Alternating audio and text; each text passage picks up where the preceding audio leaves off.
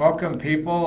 Today is Wednesday, September 27th. It's the last Wednesday in September. So happy autumn to one and all.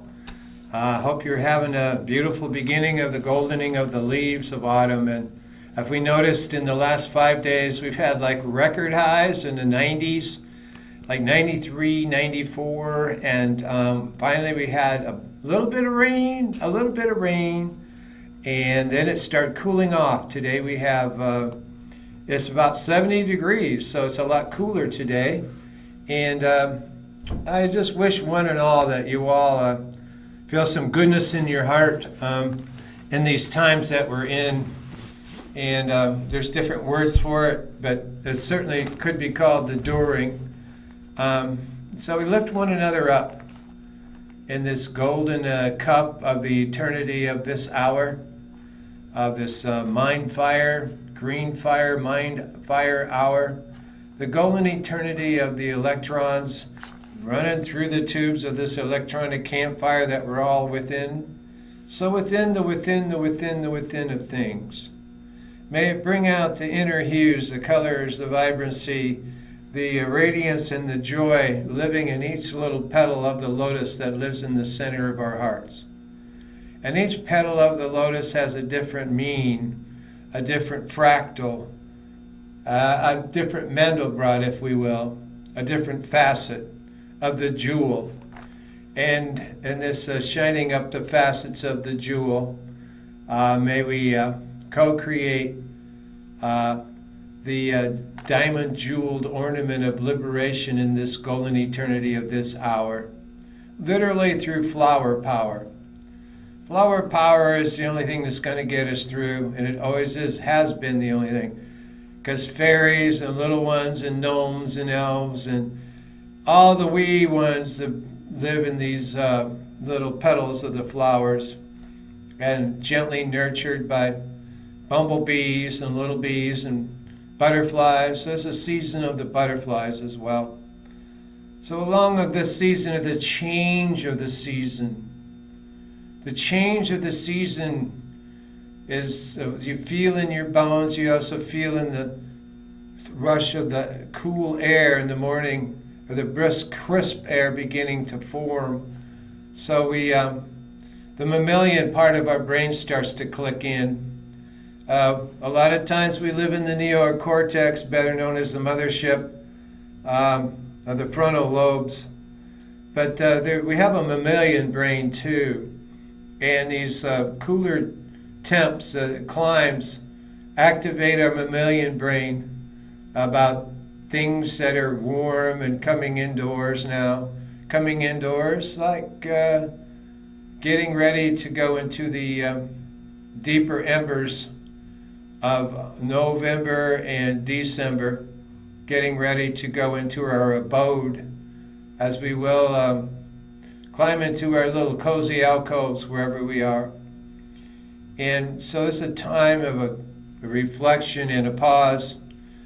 And we'll reflect on that a little bit and return to a little reflection, a little meditation on the change of the season. And this particular time, we're going to work with cosmic messengers. Just happen to tap in and hone in and visit us when we're least expecting it, by surprise. Might be in a morning reverie, could be in a dream, could be in something we heard in a tune or saw in a movie, but the cosmic entrances of unknown beings, mostly positive, entering into the local gridiron, flat iron, whatever you call the iron cross that we live in terms of the grid. So we all live in a grid, and it could be called the iron cross. And these cosmic visitors visit us. They traverse through, maybe osmosis, maybe ion shift, shape-shifting, and get inside the local drama scene where we call our daily walk, and enter into the iron cross or the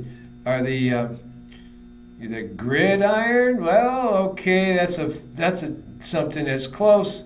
The Iron Cross is really close, but in terms of what they talk about now is the grid. So they get inside the grid and shake up and reconfigure and recalibrate the matrix. And so in this sense, we're going to recalibrate the matrix.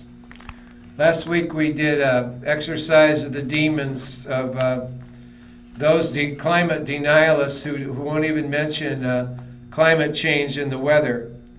And that's your local weather people, your meteorologists, your corporate media, and also your public media, public television. Don't talk about climate change.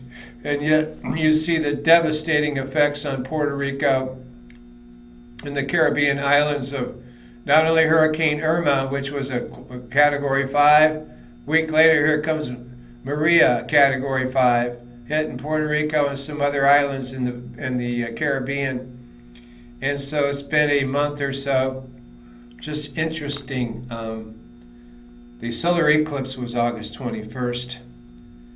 And then some people in the evangelical and more of the end times people were saying, well, 33 days after the total solar eclipse will be the end of the world. There'll be the second coming, and that'll be Judgment Day, and Jesus will appear, and looks for signs and remain true to your belief. Which, okay, if you don't have to throw that kind of a threat on people to say, hey, love your neighbor and remain true to your belief, and follow your conscience, follow your inner Christ, follow the Jesus in your heart. It's always healthy, it's always sacred, it's always divine. And live by the Sermon on the Mount. And if necessary, along with these climate denialists and these corporate vampires of empire, have a mutiny on the bounty while doing a Sermon on the Mount. And a new Sermon on the Mount would be something like this. Love your neighbor. Clothe those that are naked. Feed the hungry. House the homeless. Heal those that are helpless and that need health care. Heal those that need health care. Visit those imprisoned. Take care of those imprisoned. Set the captives free. Take care of the orphans, the wayward ones, the ones the people that are alone. Take care of the old folks who are alone. Call them seniors, but really they're elders. The silver people, the people of the silver hair. That's the wisdom keepers. Let's take care of our elders, the wisdom keepers, the wisdom holders. And we take care of the homeless, the orphans, those in prison. Also widows or men or women who have lost their husbands and wives, not necessarily through passing of their lives, but maybe through divorce or separation. They too are widows and widowers. They've lost their loved one through a painful anguish, and they need our love too, because they're not a couple anymore. So love those that are widows and widowers who have walked with that loss. They're equally homeless or homeless in the heart, right? So we got to love them, send some love to them in the heart. So these are the little people, the down and out, those that are hospitalized, the children that are in the hospital, everyone who's in the hospital. Those are recovering of loss of a loved one, family member, brother, sister, son, father, mother, grandparents, right? So that's a Sermon on the Mount. And a Sermon on the Mount for the earth would be to deal with climate change. Pull our head out of the sand and hold our leaders and our scientists and our people in the public institutions of authority, officials, accountable for not mentioning climate change. If necessary, put them in jail. And a Sermon on the Mount would be, care for the earth. Let's stop plundering and raping the earth with coal and fossil fuels, King Kong of the planet. Coal, oil, nuclear, and gas. Let's stop mining and leave it in the ground. Let's leave the fossil fuels, the coal, the oil, the natural gas. Let's leave it in the ground, as well as uranium from nuclear stuff. So let's have a moratorium and declare obsolete King Kong, coal, oil, nuclear, and gas, and move on to sustainable and regenerating, which is like getting off the grid of the iron cross of the oil companies and the cartels, basically holding us in an iron cross that we can't get out of because they control the oil pump, they control the gas.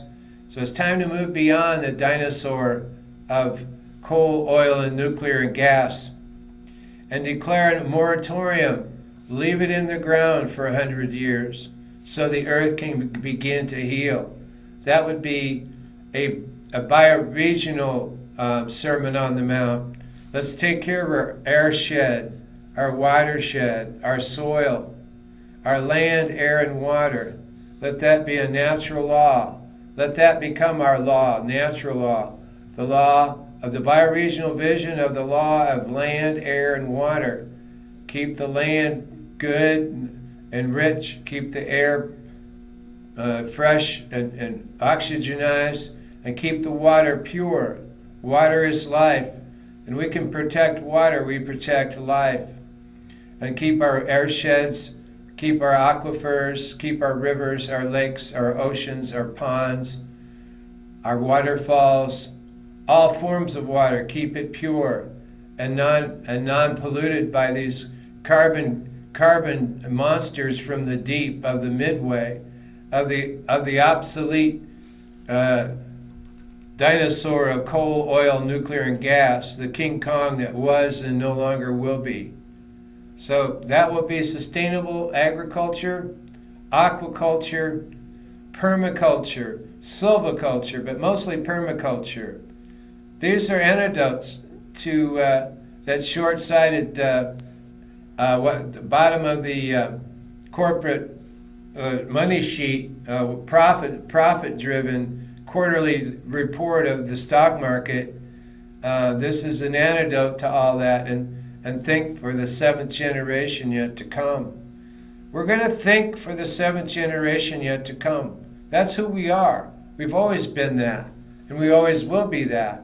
We think of our ancestors, our grandparents, our loved ones who are elders. That's part of the Sermon on the Mount. And through the caretaking of the watershed, the airshed, the bioregion, and water, air, and land, the law, then we begin to think about taking care of the seventh generation yet to come. And that's all the creepy crawlers, all the two-legged, the four-legged, the winged ones, the finned ones, all the biota and the living beings, and even the stones, all life on planet Earth, water planet, will become our guardianship as we become caretakers and planetary midwives, as well as members of the planetary cleanup crew, to clean up this Earth household, plant trees, conserve, restore, and recycle.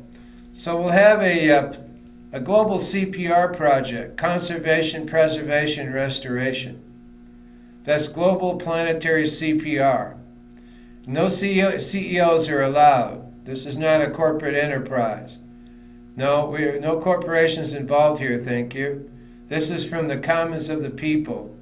The commons of the people. The planetary cleanup crew. That's me and you. And that's for the seventh generation yet to come. So this is the evolution of the Sermon on the Mount that was given 2,000 years ago. So this is an ecological amplification of the Sermon on the Mount through a bioregional lens, through a bioregional vision, so that all life, not just human, so be a shifting from the anthropocentric to the ecocentric and the biocentric, so all beings are included. So this is simply an amplification of the Sermon on the Mount, which was human-centered. Now this is ecocentric for all of life, in the circle of life. So we all are in the circle of life, and we all are in the different phases of the medicine wheel of the circle of life. North, south, east, west. That's all clockwise, right? Going clockwise. So that different phases of the cycles of the seasonal wheel, but they're also the different quarters of the cycles of the season of life itself. That's right. North, south. North is wisdom. South is winter. North is wisdom and winter. South is summer and intimacy, close to the little grass, the little mice flitting around there. The south is the summer, very intimate. East is the day, sunrise. It's where the eagle flies with the vision. It flies high with the light. The solar is in the east with the sunrise, and the west is where the sun sets, and that's the bear. The bear lives in the west because the bear is introspection and lives in a cave and goes into hibernation when we move and arrive into the seasonal wheel when it moves into the west, and that's pretty much where we're at now. This is the season of the west, and it's a time of looking at life on the seasonal wheel, transformation and reflection. And in the west, that is the time of going inside, going into the cave, right? The abode, wherever you live, your home, your apartment, going inside from the summer. So that's the west. That's introspection. That's when the sun sets. Okay. So as you notice, in about a month from now, the daylight central time will be over. So no more like daylight time. That false thing called daylight will be gone, and then you notice an hour of darkness at night. That hour will be returned on the morning side, but you won't notice it unless you get up that early. But you will notice it at sunset. So in the west, where the cave is and where the bear is, and that's the autumn, and we go into introspection. So north is wisdom, the elders, wisdom keeper. Winter, the color is white. East is the sunrise, the spring equinox. That's where the light of the eagle, the light of the eagle is at sunrise, the highest flying bird. North, south, northeast, okay. Then south, which is down to the grass, which is intimate, which is the mouse, right? The mouse is eaten by the eagle. And then the mouse is taken up high and flies up high and sees through the eyes of the eagle. It's all part of the circle, right? And then the eagle flies high and looks out and then into the west of the setting sun. And that's out in the west in Yellowstone, Montana, the grizzlies. Up north along the boundary waters, all the way up through the Rocky Mountains. Any place west you'll find bears. And that's where the sun sets. And the bears begin during autumn to prepare to go into the cave, to go into hibernation. And that's a complete, all the bear nation does this. Very few bears do not hibernate. Almost all the bears hibernate. So the hibernation is bear nation, right? So they eat a lot of berries in the summer, and they get fat, and they eat a lot of salmon and all kinds of food, getting prepared to go into the cave for a 5-month sleep hibernation. Their biorhythms go down to almost nothing, so they don't consume food, and they go to sleep for 4 or 5 months. And it's interesting if you look at hibernation, hibernation, perfect for a bear to go into. So the bear climbs into the cave around about these parts, maybe a little bit later, maybe in October, but certainly by November, the bear's getting ready, pretty much in the cave. But he's looking around there. Mama bear and the little cubs, they're looking around there to find that right cave for the winter and eating all the last berries they can find for the harvest. And the harvest moon will be coming up very soon, and that is the first full moon of October.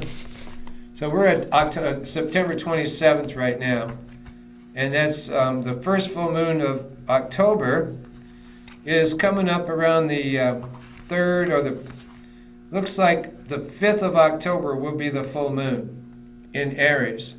So just about a week from today will be the full moon. And so we'll be hunting power at that time, because that is the harvest moon. And this is the time now for going out and doing the harvest festivals and seeing your friends, getting that apple cider, looking around and seeing those pumpkins coming around, and all things of the harvest, all the squashes, all the acorns, maybe some corn coming in, you bet, and squash, and soybeans too, peas and beans and tomatoes, love those tomatoes. And go out and get yourself a really good tomato and bite into it, taste all the good juicy, squishy juice that is just brilliantly loaded with cosmic joy. Just the best thing is to eat into a beautiful tomato. So, with that, we will look at the shift in this season to begin with, and then we're going to work with magic. The autumn equinox. The autumn equinox is about the midlife phase of a person's life, and also about the poignant seasonal turning of the seasonal wheel toward winter and inward time. Like I say, in the West, the bear goes into the cave and goes into introspection and reflection. We encounter opportunity for personal assessment, asking ourselves pointed questions as we explore the psychology of harvest time. Harvest full moon is October 5th. We can name, ground, and ritualize our harvest for the year. Things that have come into being. Think about the things that have come into being during this last seasonal year. Things that have gone well. Let's have gratitude for the things that have gone well. Friends, relationships, work, inspiration, creativity, imagination, and things for which we are grateful. This is the one that we want to kind of highlight a little bit. Things that we're grateful for.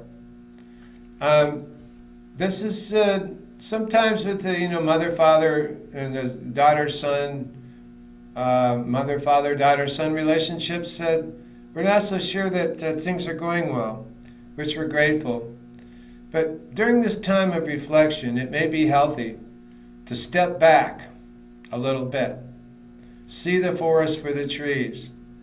Whether your parents are alive or have passed on to the sacred world, to stop and have some gratitude for our parents, whether they're wonderful, loving parents or whether they're mean parents. Still have some gratitude for our parents. And sit down and do some reflection. This is a real invitation to write down 20 things that my mother gave me, 20 gifts my father gave me. That's just for beginners, right? Sit down, reflect on 20 gifts of gratitude, 20 gifts that your mother or your father gave you.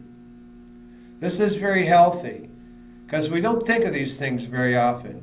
But to sit down and actually write 20 gifts that my mother and my father gave me, we begin to see things with a deeper perception. And so these things we note the things for which we are grateful. The autumn of a person's life occurs at midlife. And if she or he in this time are honored and respected, it can be the harvest of a lifetime, which is wonderful in the way it really is. Helping us set our course for the rest of the year. Helping us set our course for the rest of the year and for the rest of our life. Our lives, because we have many lives, don't we? We name those things that we still truly desire. So we begin to name those things that we still truly desire. You still want to be a Hollywood movie star? Say so. You still want to dream and dance? Say so. You still want to love and romance? Say so. And be happy about it. And helping us and name those things that we still truly desire, which need more tending to bring them into full harvest. So these things that we still truly desire need more tending to bring them into full harvest. Maybe there are aspirations that are asleep, like in hibernation, in dormancy, resting or waiting to be reactivated under the right conditions. Under the right conditions. We're diving deeper here, dear friends. We're diving deeper. Autumnal assessments encourage us to be aware. These assessments encourage us to become aware of people with whom we may have had conflict, and consider working to clear these things up before the inner time. So let's consider working to clear these things up before the inner time. The inner time is what they're calling when the bear goes into the cave. The inner time is moving out of autumn and into winter. That is the inner time. We have opportunity to grieve our significance losses in ritual. We have opportunity to grieve our significant losses in ritual. We've lost a sister, a brother, a loved one, a friend. These are significant losses, and we have opportunity to grieve them in ritual. Only you know what those rituals are, dear friend. To honor those who have died and to start fresh. At midlife, often we are tired of focused caretaking of others and ready to concentrate on the needs and desires, on our own needs and desires. The fall equinox is a time that calls us to go voluntarily into the deep. Let us go voluntarily into the deep, to attend to our inner pursuits. And they may be stuff that we're not even aware of, that has just been waiting for us. Be open to that, dear friend. Say, I receive, I receive, I receive. And paying it and attending to our inner pursuits and do important soul work. There's a real opportunity now to do important soul work. It doesn't have to be seen on the surface or outside in temporal man. This is an opportunity to do important soul work. Nature is withdrawing, and we go with her. Nature is withdrawing, and we go with her. The inner time deep is the opportunity now to tender our woundedness, to tender to our woundedness, our depression under patriarchy, under empire, under corporations and fascism, and all of that woundedness, our depression enduring under the patriarchy and in the face of calamities on the planet, most recently Harvey, Irma, and the Hurricane Maria. And it's an opportunity to tender our woundedness, and we go toward Hecate, which is a goddess, and we go toward Hecate, the name given to our inner wisdom. So we have a name given to our inner wisdom, in our inner deep time. It is called Hecate, where we listen and reflect and heal. Now listen, this is Hecate as our inner wisdom, where we listen, we reflect, and we heal. Not only our personhood self, the seed crystal of our own being, maybe even the ground of our own being, the Ungrund, but also the community in which we live, the circle of that community, also the bioregion and the ecosystem, the watershed in which we live. Go out a little further, the commons of the county, so forth, out a little further. Maybe out further, beyond the ecosystem, the bioregion and the state which we live. And then out further, the circle of the continent in which we live. And even out further, the oceans and the continents on which we live, all 5 oceans, 7 continents. And then the entire planet on which we live. So this is a person, plant, planet, circle of commons in which we live, that we begin to listen and reflect and heal. These are many levels of many beings of ourselves. So as I was mentioning earlier, this is the first awakening to a Sermon on the Mount, which is bioregional in thinking, or biocentric in thinking. So we've had an anthropocentric message on the Sermon on the Mount, which is cultural diversity, and now we have, for the first time, an ecocentric Sermon on the Mount, which is biodiversity, and both are equal and both are necessary. Both are necessary, the wings of humanity. Cultural diversity and biodiversity. Both are necessary for the wings of humanity to fly. So we have to do both, cultural diversity and biodiversity. And this is the first calling for a Sermon on the Mount, a wake-up call, caretaking for the planet as we caretake for one another. Healing the naked, feeding the hungry, clothing the naked, taking care of those in prison, sheltering the homeless, visiting those who are less than ourselves in nursing homes or children in the hospital, helping those in prison, helping the orphans, helping the widows, or the single parents, or the single adults who have lost their loved partner. And that goes in any gender direction. It's omni-gender directional. Omnidirectional.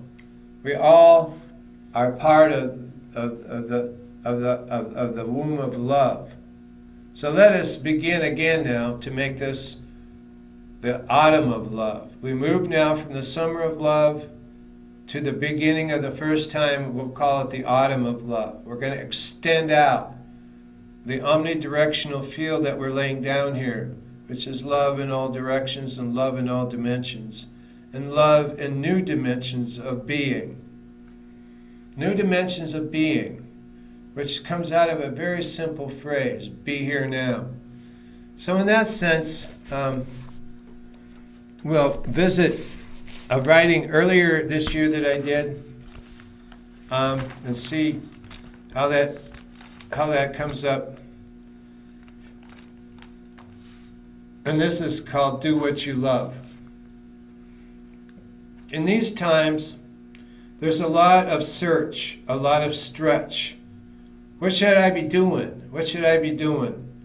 What is mine to do? There are billy balls of hate clubs bouncing around trying to find a hit. Just like a billy ball of a hate club. Billy Goat's gruff. There are billy balls of hate clubs bouncing around trying to find a hit. A pinball game of all-time haters at the gate. Billy Goat's gruff. People are doing a whole lot of soul searching for what is mine to do. What is the way? While the Ephraim Zimbalist of the hate machine spews on, trying to grind up the press, trying to grind down the courts, all-out assault on education and teachers and health care, and now taxes, the way is the truth. The way is the life. The birds of spring appear in the bramble rush out in the field. Birds of spring appear in the bramble rush out in the field, out in the prairie. There is a full rush of birds sing. In all-time 75-degree record high February, birds sing early on the wing. In a win-win on a whim wind. In a win-win on a whim wind, gratitude for prairie. Gratitude for Mariah wind, gathering up all that you can and love and be and what you want to do. Gathering up all that you can and love to do.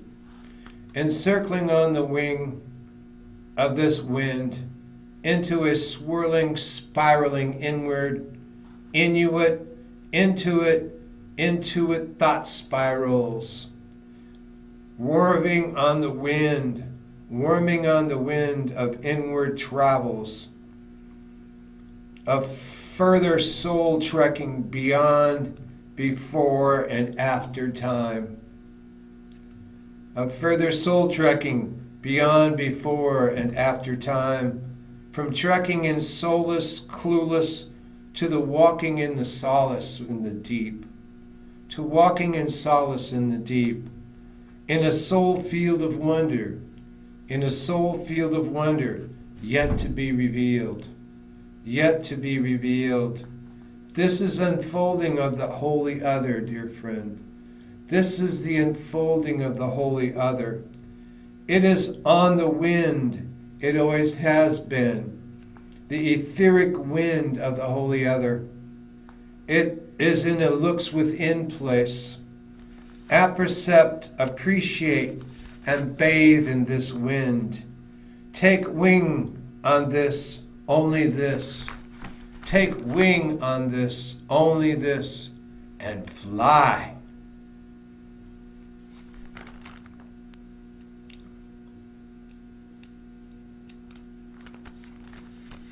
So that's it. Into your head it goes, and now into your heart it resides. Do what you love. In these times there's a lot of search, a lot of stretch. What should I do? What should I be doing? What is mine to do? There are billy balls of hate clubs bouncing around trying to find a hit. A pinball game of all-time haters at the gate. Billy Goat's gruff. People are doing a whole lot of soul searching. Searching for what is mine to do. What is the way while the effron's zimbalist of the hate machine spews on, trying to grind up the press, trying to ground down the courts, trying to ground down the healthcare system, an all-out assault on education and teachers. The way is the truth. The way is the life. Birds of spring appear in the bramble rush out in the field, out in the prairie. There is a full rush of birdsong in an all-time 75-degree record high February. A full rush of birdsong early on the wing. This is a win-win on a whim wind. Birdsong early on the wing is a win-win on a whim wind. Gratitude for prairie. Gratitude for Mariah wind. Gratitude for gathering up all that you can and love to do. Encircling on the wing of this wind into a swirling, spiraling inward. Inuit, into it thought spirals. Warming on the wind of inward travels, of further soul trekking beyond and before and after time. From trekking in soulless, clueless, to walking in solace. In a soul field of wonder, in a soul field of wonder yet to be revealed. This is unfolding of the holy other. This is unfolding of the holy other.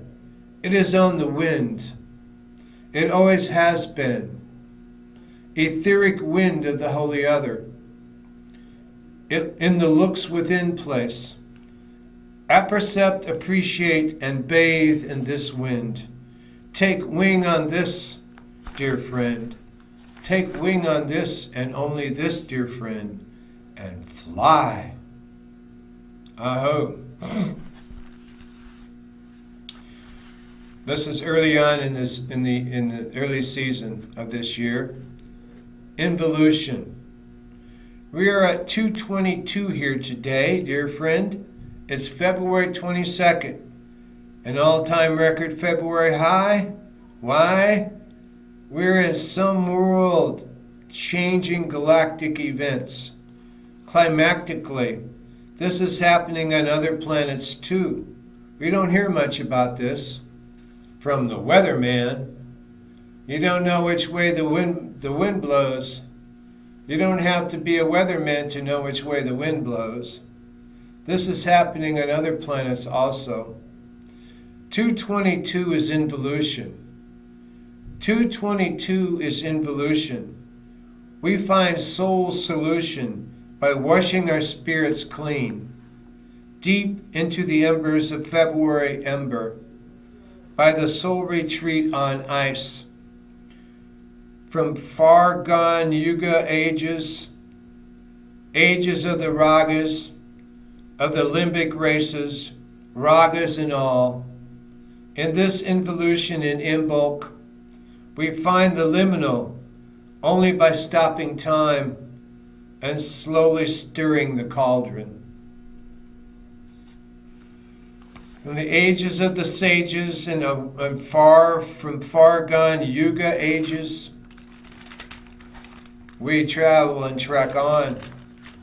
Here we find the pearl of the most great price, handed to us as a gift, handed to us freely. Ours is to live in great story. Ours is to live in great time. Ours is to live doing great work. Ours and delving into it, diving into it, full time, great time. This is the gift that is you. In etheric overcurrents beyond time, beyond space, beyond temporal man, this is re-inhabitation into the temple of man, the phenomenon of man. This is re-inhabitory time, the divine radiance of man, in proportion to his being, as pi, as phi, as psi. This is involution into deep being of depths of dark night, in numinous sacred cloisters of inward man, Inuit, Toltec, Anasazi, Anawim, Sephardic, Haida, Ainu, Terrapins, spinning inward man, from the deepest, darkest to the ion, to the furthest outward ion space. Here, eschaton awaits in grace. Aho. You have agency, dear friend. You're a member of the rainbow race. You are the thunderbird will ride us home. And you're a member of the rainbow race of the gathering of all light beings around the planet. Involution. We are at 222 here today, dear friend. It's February 22nd, all-time record February high. Why? We are in some world-changing galactic events. Climactically, this is happening on other planets too. 222 is involution. We find soul solution by washing our spirits clean, deep into the embers of February ember, by the soul retreat, deep into the embers of February ember, lay the soul retreat on ice. From far gone yuga ages, ages of the sages, of the limbic races, ragas and all, the Upanishads, the Vedas, In this involution in Imbolc, we find the liminal only by stopping time and slowly stirring the cauldron. Here we find the pearl of the most great price, handed to us as a gift, handed to us freely.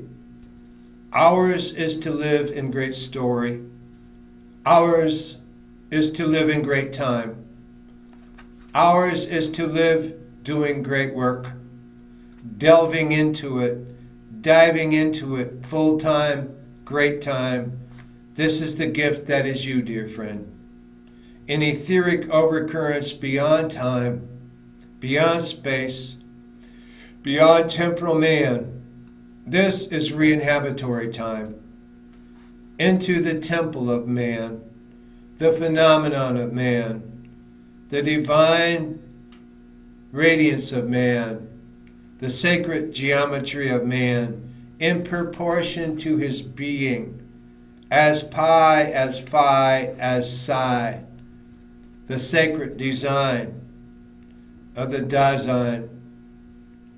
This is involution into deep being of depths of dark night. In numinous sacred cloisters of inward man, Inuit, Toltec, Anasazi, Anawim, Sephardic, Seraphic, Haida, Kwakiutl, Ainu, Terrapin spinning inward man. From the deepest, darkest to the outward ion space. Here, eschaton awaits in grace. Aho. So this is, again, on the seasonal wheel, involution, and then on the autumnal turning of the seasonal wheel, it's reflection and introspection. Involution into reflection and introspection. And this is actually a global CPR project. Preservation, restoration, conservation, preservation, and restoration. Global CPR. That's a very holistic and wholeness approach. We're all here with these gifts. And as we move into an empathy bridge, and a little small humble hovel.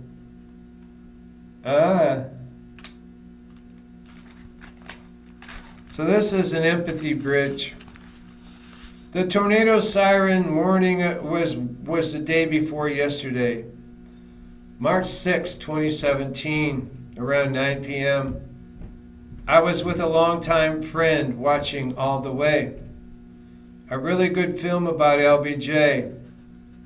All of LBJ's family are LBJ, including the dog, Lucy Bird Johnson, Lady Bird Johnson, Linda Bain Johnson, even the dog.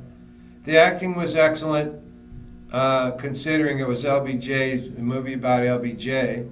So my friends started being concerned, then freaking that we better got to take shelter. So leave the movie we did in suspended animation and boogied down to the first floor, looking up into the swirling lightning-filled clouds. We felt the strong rush of the wind howling up and rain and sleeting down, and then soon, boom, it came. A push up the accelerator barometer.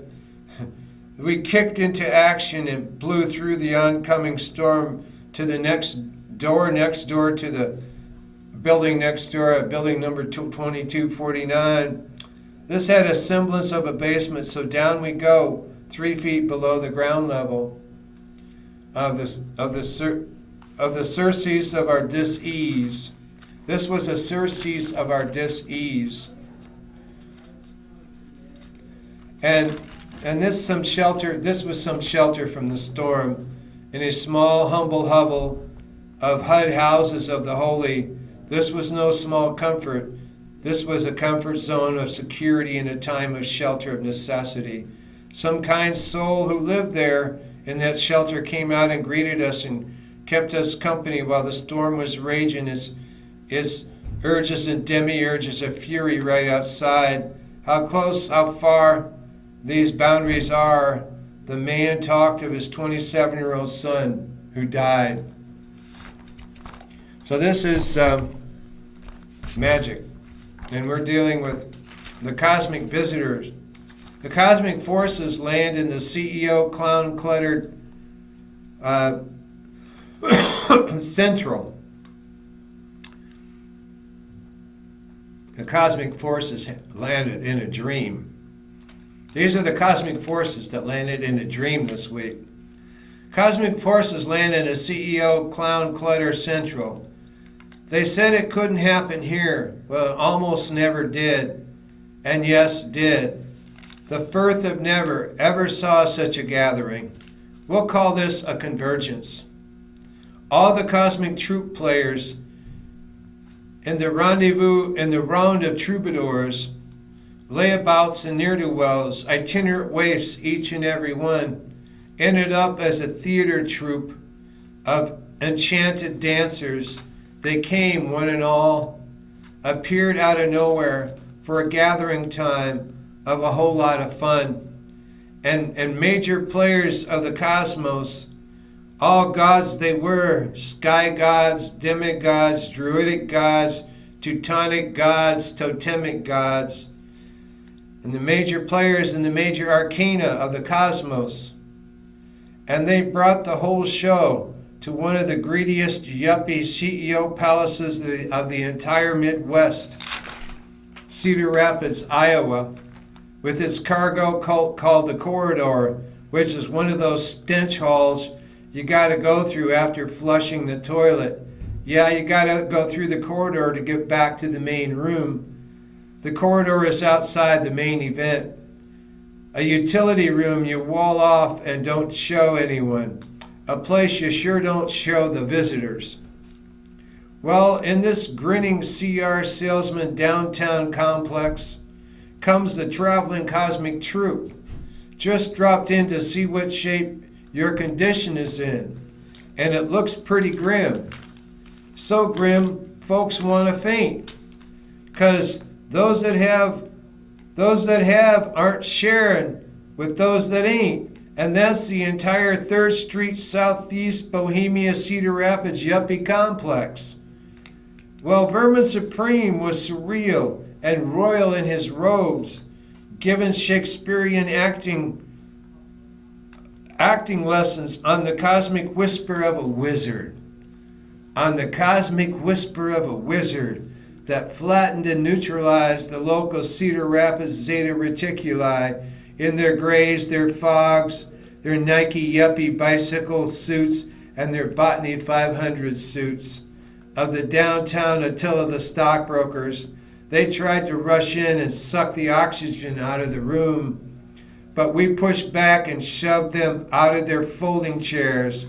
But Vermin Supreme and fellow Great Peace March jesters held court all through the night. For all the little wee people delight in the magisterial magical realm and consort music on lutes, flutes, harps, and mandolins. And they was played until dawn. These PC yuppie CEO local ground clutter types couldn't carry on. They become carrion of their own greed, and the women were slain by the magicality of these wizards of the golden fawn. And now and then, in that deep, dark, cavernous downtown, you can hear the armies of the night carrying on in the great ground clashes with the new Bohemian forces of greed. But the message coming in on the wind from these cosmic forces is that we're winning. Through these ground battles, we're winning these ground battles too. Clashes with the Kleshes, the Kurgan wave, and the Klingons. being won by a superior force of cosmic laughter, outwitted by a force of light, not dragged down and heavy by the sheer weight and gravitas of greed. Rise up, one and all, on our Helios steed, and reclaim the center, the town commons, because yes, dear friend, the center holds, thanks to our cosmic visitors. Aho! The center holds. And that is the great joy here. And then the center of the cosmic forces still hold. And they said it couldn't happen here. Well, it almost never did, and yes, it did. The Firth of Never ever saw such a gathering. We'll call this a convergence. All the cosmic troop players and the round of troubadours, layabouts, and ne'er-do-wells, itinerant waifs, and each and every one ended up as a theater troupe of enchanted dancers. They came, one and all, appeared out of nowhere for a gathering time of a whole lot of fun, and major players and major arcana of the cosmos, all gods they were, sky gods, demigods, druidic gods, teutonic gods, totemic gods, and they brought the whole show to one of the greediest yuppie CEO palaces of the entire Midwest, Cedar Rapids, Iowa, with its cargo cult called the Corridor, which is one of those stench halls you go through after flushing the toilet. Yeah, you go through the corridor to get back to the main room. The corridor is outside the main event. The corridor is outside the main event. A place you sure don't want to show the visitors or the neighbors. Well, in this grinning CR salesman downtown complex comes the traveling cosmic troupe. Just dropped in to see what shape your condition is in. And it looks pretty grim. So grim folks want to faint, because that's those that have ain't sharing with those that ain't. And that's the entire 3rd Street Bohemia Cedar Rapids yuppie complex. Well, Vermin Supreme was surreal and royal in his robes, giving Shakespearean acting lessons on the cosmic whisper of a wizard that flattened and neutralized the local Cedar Rapids Zeta Reticuli in their grays, their fogs, their Nike yuppie PC bicycle suits, clothing, and Botany 500 suits of the downtown Attila the stockbrokers. They tried to rush in, suck the oxygen out of the room, but we pushed back and shoved them out of their folding chairs. And yet Vermin Supreme and the fellow Great Peace March jesters held court all through the night for all the wee little people's delight in the magisterial magical realm, and consort music on lutes, flutes, harps, and mandolins was played till dawn. Those PC yuppie CEO local ground clutter types couldn't carry on. They became carrion of their own greed, and the women were slain by the magicality of these wizards of the Golden Fawn. And now and then in that deep, dark, cavernous downtown, you can hear the armies of the night carrying on in ground clashes with the new Bohemia forces of greed. But the message coming in on the wind from this cosmic forces is that we're winning these ground battles too. Clashes with the Kleshas, the Kurgan wave, the Klingons, being won by a superior force of cosmic laughter, outwitted by a force of light, not dragged down and heavy by the sheer weight and gravitas of greed. Rise up, one and all, on our Helios steed, and reclaim the center, the town commons. Because, dear friend, yes, the center holds, thanks to our cosmic visitors arriving, one and all.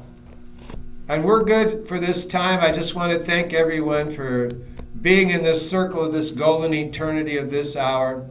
And I just ask you to, in your heart, find those glacial ices that melt between you and the other, the holy other, and come together at whatever level. Love flowers, love music, love one another. That's what it's all about. That's the song today. Love one another. May peace be with you and blessings to all. Peace.